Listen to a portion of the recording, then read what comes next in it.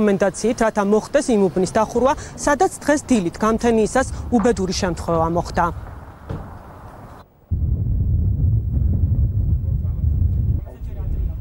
ვარაუდი არის სამთო დარტყმის შედეგად გამოწვეული იქნა ეს ფაქტი.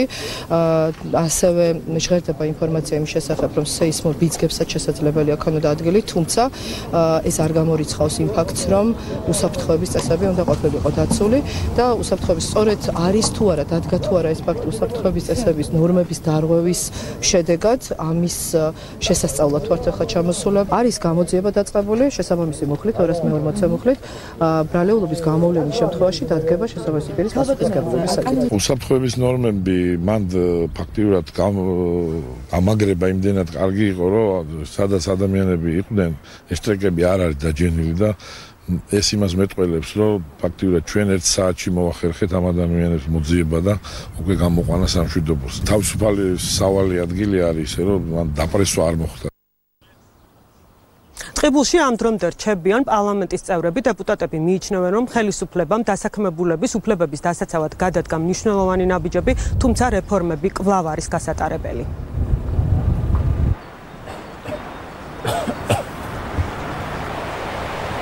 თუ აქ ადგილი ქონდა უსაფრთხოების ნორმების დარღვევას, ჩვენი პასუხი უნდა იყოს ძალიან მკაცრი და თითოეული ამაში დამნაშავე უნდა დაიცაძოს მკაცრად.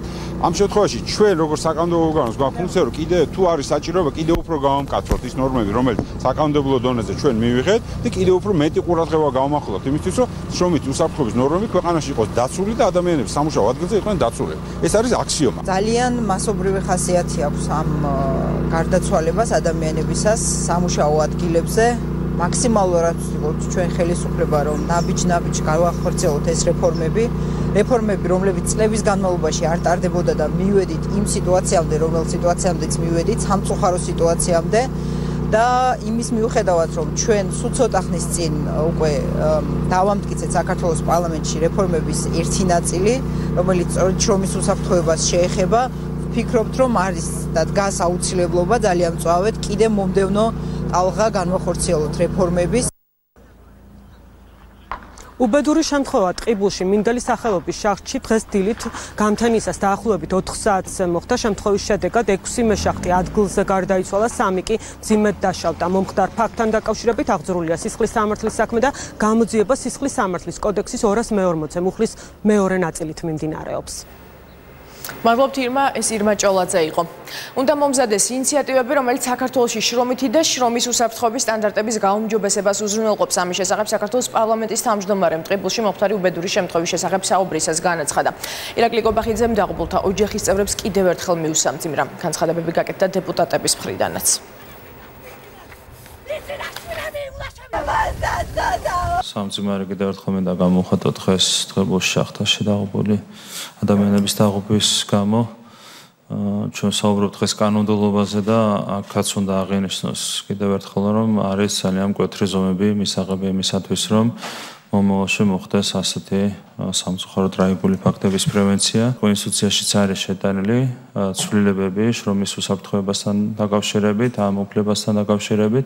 შესაბამისად, ამ პროცესის ფარგლებშიც უნდა მომზადდეს ინიციატივები, რომლებიც უზრუნველყოფს საქართველოში შრომითი სტანდარტების გაუმჯობესებას. აუცილებელია, რომ მკაცრად აღონ პასუხი ყველამ, ვისაც არა მხოლოდ ამ კონკრეტული შემთხვევის გამო, არამედ ზოგადად ვისაც მიუძღვის ხოლმე ბრალი საწარმოო ადგილებში და სამუშაო ადგილებში დატრიალებული ტრაგედიების გამო. კანონის გამკაცრება არ ნიშნავს კანონის შესრულებას. გამკაცდა კანონი ქურდული სამყაროს წინააღმდეგ ბრძოლაში, მაგრამ იმ პერიოდში, სადაც კანონი არ გამკაცდებოდა, ქურდული სამყარო არ იყო განადგურებული, კანონის გამკაცრება კი უნდა კანონს უნდა შესრულება. ამაში არის ილუზია. გონია თუ ქაღალდზე რაღაცას დაწერენ და შემდეგ ეს თავისით სრულდება. ტყიბულში მინდელი სახელობის შახტში მომხდარი შემთხვევისა და 6 ადამიანის დაღუპვის გამო მწუხარებას გამოთქვამს საქართველოს პრემიერი. უსამძიმრებდა თანადგომას უცხადებ გარდაცვლილთა ოჯახებს და ახლობლებს. სახელმწიფო შესაბამისი სამსახურები საგანგებო რეჟიმში მუშაობდნენ ცხედრების უმოკლეს ვადებში გამოსაყვანად. დაშავებულებს სათანადო მკურნალობა utardeba და კეთდება მაქსიმუმი მათი ჯანმრთელობისთვის, აცხადებს გიორგი კვირიკაშვილი.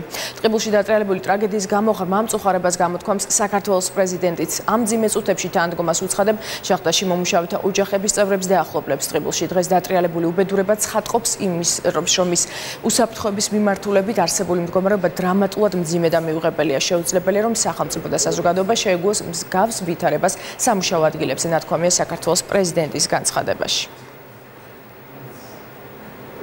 ტყიბულში მინდელი შახტაში მომხდარ ფაქტს შალვა ნათელაშვილი ეხმაურება. ლეიბორისტების ლიდერი ამ საკითხთან დაკავშირებით სპეციალური სამთავრობო კომისიის შექმნას ითხოვს. მისი თქმით, აუცილებელია შეჩერდეს სამუშაოები ყველა იმ ობიექტზე, სადაც იქ დასაქმებული ადამიანების უსაფრთხოება დაცული არ არის. ამასთან შალვა ნათელაშვილი მომხდართან დაკავშირებით ტყიბულის შახტების მეპატრონის პასუხისგებაში მიცემას ითხოვს. ლეიბორისტების ლიდერის განცხადებით, მსგავს შემთხვევებს მასიური ხასიათი აქვს, თუმცა არავინ ისჯება. სასწრაფოდ შეიქმნა სამთავრობო კომისია და ყველა ობიექტი რესპუბლიკის ტერიტორიაზე, სადაც დაცული არ არის უსაფრთხოების სისტემა, შეჩერდეს და დაიბლოკოს მათი მუშაობა. დაუყოვნებლივ იქნა საყვანილი პატიმრობაში ტყიბულის შახტების მეპატრონე მილიარდერი მაფიოზა ბეჟუაშვილი. საქართველოს გაერთიანებული პროფესიული კავშირების თავმჯდომარის ირაკლი პეტრიაშვილის განცხადებით, საქართველოში მომხდარი საწარმოო შემთხვევების აბსოლუტური უმრავლესობა, თითქმის 99% გაუფრთხილებლობის და სტანდარტების არარსებობის გამო ხდება. როგორც პეტრიაშვილმა განაცხადა, ამ დრომდე უცნობია ტყიბულის მინდელის შახტაში მომხდარი შემთხვევა ბუნებრივ კატაკლიზმებს უკავშირდება თუ ესეც გაუფრთხილებლობის ბრალია. მისი თქმით, აპირებს ადგილზე ჩავიდეს და იმედოვნებს, რომ მაღაროს ხელმძღვანელობა პროფკავშირების წარმომადგენლებს შემთხვევის ადგილზე დაუშვებს.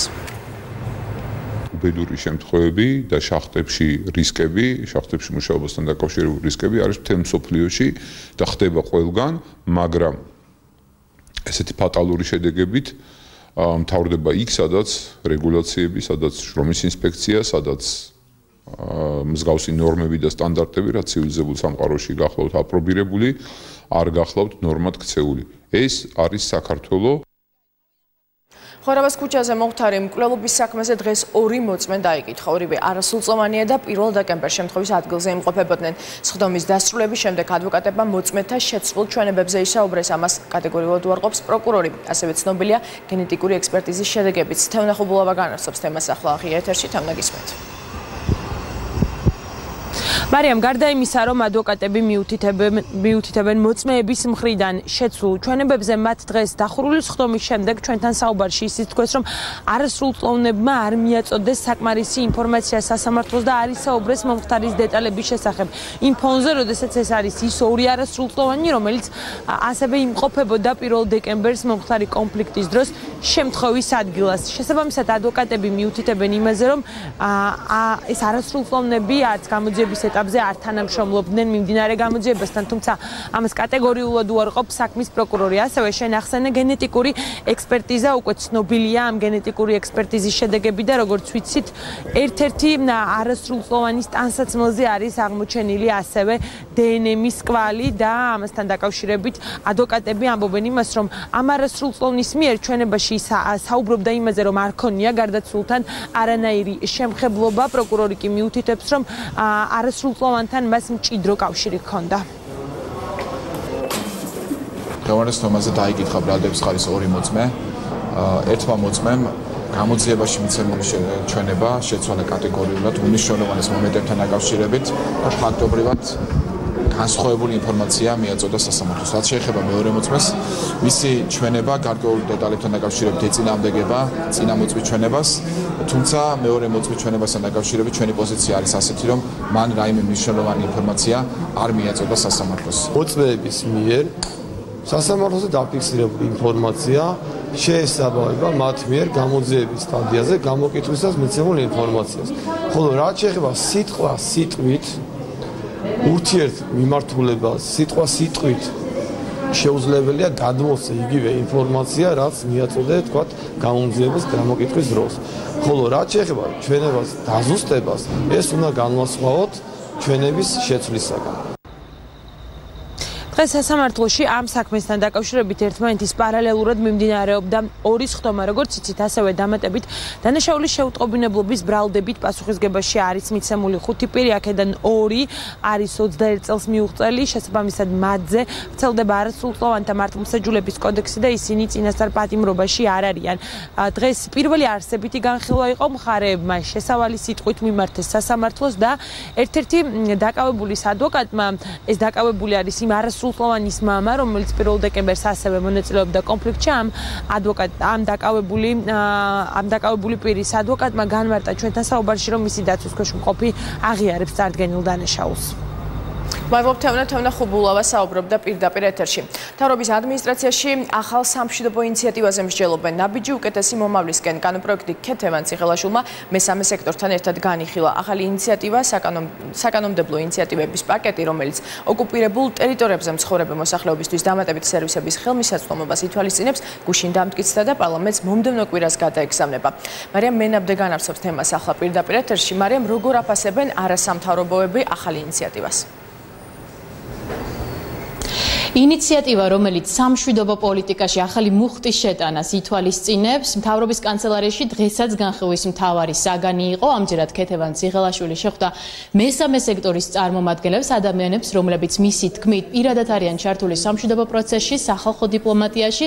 შესაბამისად, მათ გააცნო ყველა ის პუნქტი, რომელიც სამომავლოდ ოკუპირებულ ტერიტორიაზე მცხოვრებ მოსახლეობის სოციალურ, ეკონომიკურ თუ ჰუმანიტარულ მდგომარეობას გაუმჯობესებს. შეხვედრის დასრულების შემდეგ დარჩა შტაბ-ჩრდილება, რომ მესამე სექტორში ერთხმად იზიარებენ და იწონებენ მთავრობის ამ ინიციატივას, რადგან ამბობენ, რომ მასში არის გათვალისწინებული ბევრი მოქნილი პრაქტიკული მექანიზმი, რომელიც სამომავლოდ ოკუპირებულ ტერიტორიებზე მცხოვრებ მოსახლეობას ნაბიჯების თამამად გადადგმის საშუალებას მისცემს. აქ საუბარია სტატუს ნეიტრალურ დოკუმენტებზე, რომლის შესახებაც გუშინ უკვე ისაუბრა ქეთევან ციხელაშვილმა. თუმცა ექსპერტები ასევე თანხმდებიან იმაზეც, რომ საკმაოდ რთული იქნება ამ ინიციატივის განხორციელება პრაქტიკაში. კითხვაზე თუ რა რისკები და პერსპექტივა არსებობს ამ საქმეში, ექსპერტთა ნაწილი ამბობს, რომ ძალიან რთული იქნება რუსეთის ხელისუფლებამ მოსახლეობას დამატებითი ხელშესახები არჩევანი შესთავაზოს, რაც მათ უარს ათქმევინებს, მაგალითად ევროპაში უვიზო მიმოსვლაზე, განათლებაზე მარტივ წვდომაზე და აგრეთვე ბიზნესის მარტივად კეთებაზე. ტიპის ინიციატივებს არ არსებობს.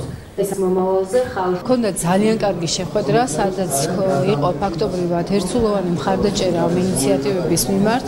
მე ძალიან მახარებს ეს, იმიტომ რომ აქ იყვნენ ორგანიზაციები, ექსპერტები, რომლებიც არიან ჩართული სახალხო დიპლომატიაში, რომელთაც აქვთ რესურსი იმისა, რომ ამ პროექტების განხორციელების ფაზაში მიიღონ მონაწილეობა, ჩაერთონ თავად. ჩვენ უკვე ამაზე საუბრობდით, რომ როგორ რა ძალისხმევით შეიძლება ამ ინიციატივების რეალიზება, ამაზე იყო გარკვეული მოსაზრებები, კონკრეტული წინადადებები. ცხადია, რუსული პოლიტიკა არ იქნება პოზიტიური ამ მიმართულებით, თუმცა ეს არის გზა, რომელსაც შეუძლია დაძლიოს ეს წინააღმდეგობა, იმიტომ რომ რა უნდა გააკეთო, როდესაც ადამიანებს უნდათ ელემენტარული მოთხოვნილებები დაიკმაყოფილონ, გაყიდონ საკუთარ ეზოში მოყვანილი პროდუქტი, ივაჭრონ, მიიღონ კარგი განათლება, წავიდნენ უცხო, რა უნდა დაუპირისპიროს რუსეთმა ამას. პრინციპული მნიშვნელობა აქვს, რომ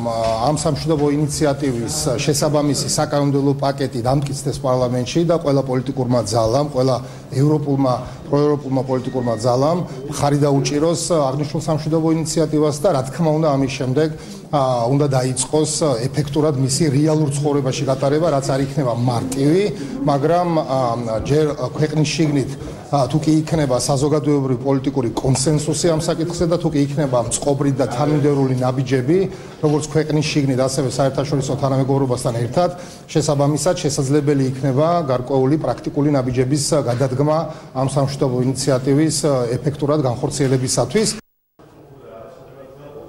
ინიციატივას დადებითი შეფასებები მოჰყვა გუშინვე გაჟღერებისთანავე საერთაშორისო თანამეგობრობის მხრიდან. შეაფასეს ეს ინიციატივა დადებითად როგორც ევროკავშირში, ასევე ევროპის სხვადასხვა დედაქალაქში, ცალკეულად და შეერთებულ შტატებშიც. ამერიკის შეერთებული შტატების სახელმწიფო დეპარტამენტი დღესაც გამოეხმაურა ამ ახალ კანონპროექტს და აღნიშნა, რომ ისინი იწონებენ საქართველოს მიდგომას, რომ აღადგინოს კავშირები მშვიდობიანი დიალოგის გზით. საქართველოს საგარეო უწყებაში კი ამბობენ, რომ ეს პოზიტიური შეფასებები მხოლოდ და მხოლოდ ერთის ნიშანია, რომ საქართველოს საკუთარ პოლიტიკას სწორი მიმართულებით ატარებს. ძალიან მნიშვნელოვანია, რომ საქართველოს მთავრობის ახალ ინიციატივას ნაბიჯი უკეთესი მომავლისაკენ აქვს უაღრესად პოზიტიური გამოხმაურება საერთაშორისო თანამეგობრობის მხრიდან. მოგეხსენებათ, რომ გაკეთდა ევროკავშირის განცხადებები, ასევე მას გამოეხმაურა ჩვენი მთავარი პარტნიორი, სტრატეგიული პარტნიორი ამერიკის შეერთებული შტატები. ამ მხარდაჭერის კიდევ ერთი დადასტურება იყო გააჟღერებული საქართველოს ვიცე-პრემიერის შეხვედრაზე სახელმწიფო დეპარტამენტში, სადაც ამერიკის შეერთებული შტატების მხრიდან კიდევ ერთხელ დადასტურდა მხარდაჭერა აღნიშნულ ინიციატივაზე და ეს არის იმის დასტური, რომ საქართველოს მთავრობის ინიციატივა ნაბიჯი უკეთესი მიმართულისაკენ არის ნაბიჯი გადადგმული სწორი მიმართულებით. ახალ საკანონმდებლო ინიციატივას პარლამენტში უკვე მომდევნო კვირას გადაგზავნიან, მთავრობაში იმედოვნებენ, რომ მას ექნება სრული მხარდამჭერა, როგორც ოპოზიციის მხრიდან, ისევე მმართველი გუნდის მხრიდან. მადლობთ მარიამ, მთავრობის ადმინისტრაციიდან მარიამ მენაბდე გვერდებოდა. დეპუტატ გედევან ფოფხაძის განცხადება საპარლამენტო უმრავლესობის დატოვებასთან დაკავშირებით დეპუტატები დღეს კიდევ ერთხელ გამოეხმაურნენ საპარლამენტო უმრავლესობას. იმედი აქვს, რომ ფოფხაძე საკუთარ პოზიციას გადახედავს. შეგახსენებთ, რომ გედევან ფოფხაძის გადაწყვეტილება მმართველი გუნდის მიერ საზოგადოებრივი მაუწყებლის 3-ე საბჭოს წევრის პოსტზე ნინია კაკაბაძის კანდიდატურის მხარდაჭერას უკავშირდება. სალომე ქოქიაშვილი ჩაგვერთვება დეტალებით პირდაპირ ეთერში. სალომე, დღეს გედევან ფოფხაძეს ხომ არ გაუკეთებია რაიმე დამატებითი კომენტარი? დღეს შეიძლება ითქვას, რომ ჩვენ განსაკუთრებული ინტერესით ველოდებით გედევან ფოფხაძის საკანონმდებლო ორგანოში გამოჩენას, თუმცა პარლამენტში დღეს დილიდან ის არ მოსულა, მისი ოთახის დილიდანვე დაკეტილი არის. შესაბამისად, დამატებითი განმარტება იმასთან დაკავშირებით შეიძლება თუ არა, მან შეიცვალოს პოზიცია, არ მოგვისმენია, სწორედ ამის იმედი აქვს უმრავლესობის ზოგიერთ წევრს, რომელიც იმედოვნებს, რომ იმ შემთხვევაში თუ კი თავიდან ბოლომდე მაინც არ შეცვლის გედევან ფოფხაძეს საკუთარ პოზიციას, ის სამართლებრივად მაინც დატოვებს მხოლოდ და მხოლოდ მმართველი გუნდის რიგებს და ფორმალურად დარჩება ქართული ოცნების და საპარლამენტო უმრავლესობის თანამოაზრედ საპარლამენტო კედლებში. რაც შეეხება უკვე იმას, შეიძლება თუ არა, მაგალითად გედევან ფოფხაძის გადაწყვეტილება გაიზიარონ სხვა დეპუტატებმაც, მათ შორის მათაც, რომლებსაც მუდმივად შეიძლება ითქვას რადიკალურად განსხვავებული მოსაზრებები და ხშირად საკუთარი თანაგუნდელების მისამართით ქონათ კრიტიკული პოზიციები და შეიძლება თუ არა კიდევ სხვებმა დატოვონ საპარლამენტო უმრავლესობა ამ თემაზე. მმართველი გუნდის წარმომადგენლები ამბობენ, რომ ჯერჯერობით საუბარი არის ნადრევი და გუნდში არსებობს ყველანაირი რესურსი იმისათვის, რომ ეს არცთა სხვადასხვაობა გარკვეულად შეჭერდეს. სხვა პოლიტიკური გამოცდილება აქვს და გამორჩეული მორალური სტანდარტები აქვს. მე ტელეფონით ვესაუბრე, მაგრამ პირადად არ მინახავს, დღეს ჩამოვა და ნახავ ჩვენ რა თქმა უნდა დაველაპარაკებით მეც და პოლიტიკური გუნდის ლიდერებიც და გვექნება შესაძლებლობა ვისაუბროთ იმ წუხილზე, რის გამოც მან ეს განცხადება გააკეთა. არ გამორიცხავ იმასაც, რომ უბრალოდ უმრავლესობის რიგებში იგი დარჩე შესაძლოა თქვა ფრაქცია დატოვოს. ნუ ეს მისი ესე თქვა გადასაწყვეტი არის, მაგრამ ეს არის სამართლებრივი მხარე, რაზეც ვსაუბრობ, მაგრამ ფაქტობრივად მე ვერ წარმომიდგენია, რომ გედი არ იყოს ჩვენი თანაგუნდელი. რაც შეეხება უმრავლესობაში არსებულ მდგომარეობას მე ჩვენება რომ რაღაც აი გადაჭარბებულად ხდება რაღაც ტრაგიკული მდგომარეობის დახატვას არანაირი წინაპირობა იმისა რომ უმრავლესობის ერთიანობას რაიმე საფრთხე ემუქრებოდეს არ არსებობს. პირიქით ვფიქრობ რომ ბატონი გედის დაუბრუნდება ასეთი რამ ჯერ არ ჩანს. მე მინდა გითხრათ რომ ნებისმიერ ესეთ კანონპროექტთან დაკავშირებით სადაც არის ასთა სხვადასხვაობა იმართება უმრავლესობის ხდომა და აბსოლუტურად ერთმანეთის პატივისცემით და სხვისი აზრის მოსმენით მიდის მსჯელობა და სხვადასხვა კანონებს ძალიან ბევრი მოწინააღმდეგე და მომხრეყავს. თუმცა იმას რომ გუნდში რადიკალურად განსხვავებული პოზიციები არსებობს, ამას ბუნებრივია უმრავლესობის წევრები არ უარყოფენ, ეს ბოლო პერიოდში ჩანს საკმაოდ ნაცვლადაც, განსაკუთრებით მაშინ, როდესაც საქმე შეეხება პრინციპული საკითხების განხილვას, ასეთ დროს მაგალითად ხშირად უმრავლესობის წევრები ერთმანეთისგან ფუნდამენტურად განსხვავებულ პოზიციებს აფიქსირებენ ხოლმე, შესაბამისად მუდმივად ჩნდება შეკითხვა იმის შესახებ, დატოვებენ თუ არა უმრავლესობას, მაგალითად სხვა დეპუტატებიც. შეიძლება ითქვას, რომ მაგალითად დღეს სოციალ-დემოკრატებიც საუბრობენ იმაზე, რომ გუნდში ფუნდამენტურად განსხვავებული პოზიციები არის რიგ საკითხებთან დაკავშირებით, ამიტომ საპარლამენტო უმრავლესობის პარგლებში შემავალი სოციალ-დემოკრატები მიიჩნევენ, რომ თავად გუნდში შიგნით უნდა დაიწყოს ძალიან აქტიური საუბრები მის შესახებ, რას აპირებს, როგორი შეხედულებები აქვს და რა გეგმები აქვს მმართველ გუნდს და ამის შემდგომ ვთქვათ, უფრო მათი აზრით იქნება უფრო მეტად ადვილად წარმოსადგენი ნებისმიერი დეპუტატისათვის, სად არის მისი ადგილი. ჩვენთან არის ძალიან ბევრი საკითხები, რომლებიც სამწუხაროდ არ ხდება დისკუსიის საგანი, სერიოზული დისკუსიის საგანი. გონია რომ უმრავლესობაში და საერთოდ საზოგადოებაში შეიძლება უნდა წავიდეს ამ საკითხებზე, თუ ეს გამოიწვევს, ასე ვთქვათ, დაყოფას, საზოგადოებრივი ჯგუფებისას, პოლიტიკური ძალებისას, ეს არის ნორმალური. და მიმაჩნია რომ ეს იქნება ნორმალური. ფიქრობ შეიძლება ამისთვის დრო მომწიფდა, რომ ასეთი დისკუსიები წავიდეს და ამან წარმოაჩინოს ვის რა პოზიცია აქვს. თქვენ ამ დისკუსიებს ხო ვერ ხედავთ. თქვენთან ხო არის სულ პერსონალისტური ეს, ან ისეთ საკითხებზე, რომლებიც ასე ვთქვათ, აი ამ ფუნდამენტურ საკითხებს არ ეხება და ის რაც ახლა მე ვლაპარაკობ, ეს ეხება ყველა ადამიანს. ყოველ შემთხვევაში დღემდე არსებობს მithქმა იმის შესახებ პარლამენტის კედლებში, რომ უმრავლესობა შესაძლოა კიდევ დატოვოს ზოგიერთმა დეპუტატმა, გუშინ მაგალითად მოაბესთან საუბრისასაც არ გამორიცხავდა ზოგიერთი დეპუტატი ასეთ ნაბიჯს, იმ შემთხვევაში თუ კი მათი შეხედულებები უმრავლესობისას ფუნდამენტურად დაშორდება და ისინი გარკვეულწილად კომფორტულად უკვე უმრავლესობის ფარგლებში თავს ვეღარ იგრძნობენ, თუმცა საინტერესოა ის ფაქტი, რომ უმრავლესობის დაშლის ამ შემთხვევაში არ სჯერათ ოპოზიციის წარმომადგენლებს, თუმცა საკმაოდ საინტერესო მოსაზრებები აღმოაჩნდა ამ თემასთან დაკავშირებით. განსხვავებით წინა პარლამენტისა, სადაც იყვნენ ძალიან სერიოზული პოლიტიკური პარტიები წარმოდგენილი ოსნებაში და ასევე ძლიერი პოლიტიკური ფიგურები და ჰქონდათ საკუთარი ამბიცია და ეს პარლამენტი ფაქტობრივად დაიშალა, ამ პარლამენტს ამის რესურსი არ აქვს. ეს იმართება ერთი ადამიანის მიერ. ჩვენ შეგვიძლია დავინახოთ მხოლოდ ეპიზოდური გაბუტოები, წასვლები, რამდენიმე დღის შემდეგ ისევ დაბრუნებები. მოკლედ დაშლა არა გედი, როგორც იტყვიან. დღეს ქართული ოცნება და საპარლამენტო უმრავლესობა ნამდვილად შედგება ერთმანეთისგან რადიკალურად განსხვავებული ინტერესების და მიზნების მქონე ჯგუფებისგან. სამწუხაროა, რომ ერთადერთი რაც მათ აერთიანებთ, ეს არის ბატონ ივანიშვილი და ბატონ ივანიშვილის ინტერესებისადმი მათი ლოიალობა. ნახოთ ყოველ შემთხვევაში როგორ განვითარდება პოლიტიკური პროცესები, უმრავლესობრივ გუნდში მიიჩნევა, რომ გუნდში შეგნით არსებობს ყველა რესურსი იმისა, რომ დიალოგი წარიმართოს და შენარჩუნდეს ერთიანობა, მათ შორის ისინი ფიქრობენ, რომ არსებობს იმის რესურსიც, რომ მოხდეს გედევან ფოფხაძის გადარწმუნება, რომ ის დარჩეს მმართველი გუნდის შემადგენლობაში. მადლობ სალომე, ეს სალომე ქოქიაშვილი იყო. კომპანია M-კვადრატ უძრავ ქონებასა და Centpoint შორის წინასწარი ხელშეკრულება გაფორმდა, რომლის თანახმადაც თუ 6 თვის ვადაში Centpoint-ი გარკვეულ წინაპირობებში ასრულებს, M-კვადრატი Centpoint-ის დაუსრულებელ კომპლექსებში სამშენებლო სამუშაოების წარმოებას დაიწყებს და 3 წლის ვადაში დაასრულებს. M-კვადრატის ინფორმაციით კომპანიის მიერ წარდგენილი გეგმის მიხედვით ხელშეკრულებით გათვალისწინებული წინაპირობების შესრულების შემთხვევაში M-კვადრატი მხოლოდ სამუშაოების შემსრულებელი კომპანია იქნება, რომელსაც Centpoint-ი დაიქირავებს. ანსლოდ კი Centpoint-ი M-კვადრატს მის საკუთრებაში არსებულ თავისუფალ უძრავ ქონებას გადასცემს. დაზარალებულთა ბინეთ მესაკუთრეებთან ურთიერთობის საკითხი კვლავ Centpoint-ის პრეროგატივად დარჩება. ფინანსთა მინისტრი ბიზნეს ასოციაციის წევრებს შეხვდა მამუკა ბახტაძემ ბიზნეს სექტორის წარმომადგენლებს თავრობის სამი ახალი საგადასახადო ინიციატივის შესახებ მიაწოდა ინფორმაცია.